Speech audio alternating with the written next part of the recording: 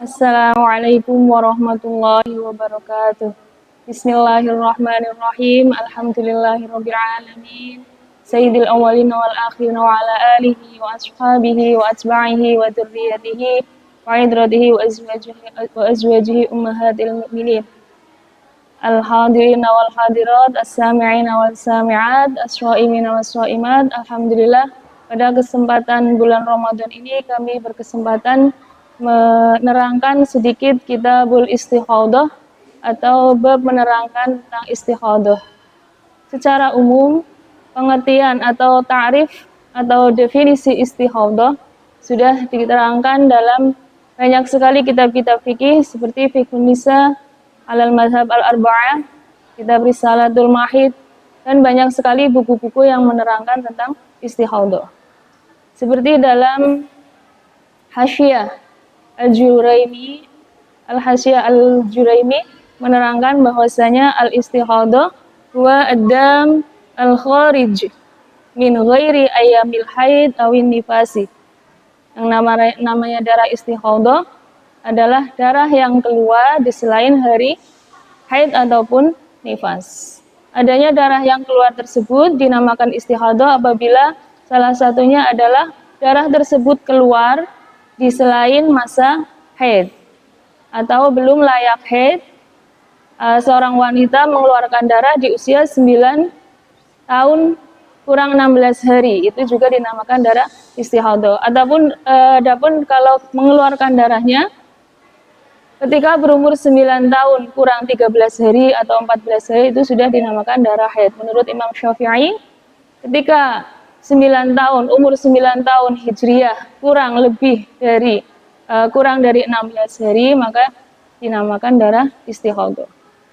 Atau yang kedua, bisa dinamakan darah istikhadah juga adalah darah yang keluar sebelum batas minimal suci atau jarak suci 15 hari paling sedikit, belum mencapai 15 hari sudah keluar darah. Darah tersebut juga dinamakan darah istikhadah. Atau darah yang keluar kurang dari batas minimal haid, yaitu 24 jam. Darah tersebut juga dinamakan darah istikhadah atau darah penyakit, damul fasad. Bukti adanya perempuan yang istikhadah, banyak sekali hadis yang menerangkan. Salah satunya adalah hadis yang diriwayatkan dari zaujatun Nabi, yaitu Sayyidah Aisyah radhiyallahu anha. Pada saat itu ada Sayyidah Ummu Hubaibah yang mengeluarkan darah selama 7 tahun. Kemudian bertanya kepada Kanjeng Nabi Muhammad sallallahu alaihi wasallam. Kanjeng Nabi menjawab bahwasanya itu adalah irgun atau darah istikhadah. Maka dianjurkan atau diwajibkan tetap sholat. Dan kewajiban atau hukum bagi orang yang istikhadah itu sama seperti halnya orang yang suci.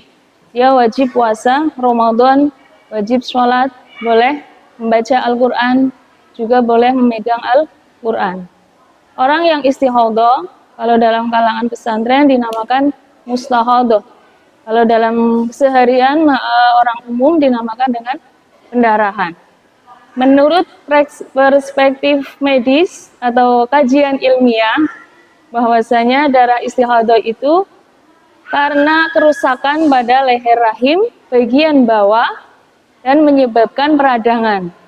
Bisa disebabkan karena bakteri atau kuman, atau juga disebabkan karena tumbuhnya tumor yang muncul atau yang tumbuh di sekitar dinding rahim. Adapun cara-cara bersuci atau bagaimana sih caranya orang yang istikhadah ketika akan menjalankan sholat, diterangkan dalam Sahih Bukhari juz 2 menerangkan bahwasanya yang pertama harus dibersihkan terlebih dahulu farji yang terkena najis, dialirkan air dan juga diolesi dengan minyak wangi untuk yang bertujuan untuk menghilangkan aroma yang beberapa hari sudah terkena darah haid tersebut. Terus setelah dibersihkan atau dialirkan dengan air yang bersih, farji disumbat dengan kapas. Sekiranya ketika duduk itu tidak terlihat kapasnya. Atau disumbat dengan kapas, juga mempunyai syarat. Salah satunya adalah tidak sedang dalam keadaan berpuasa.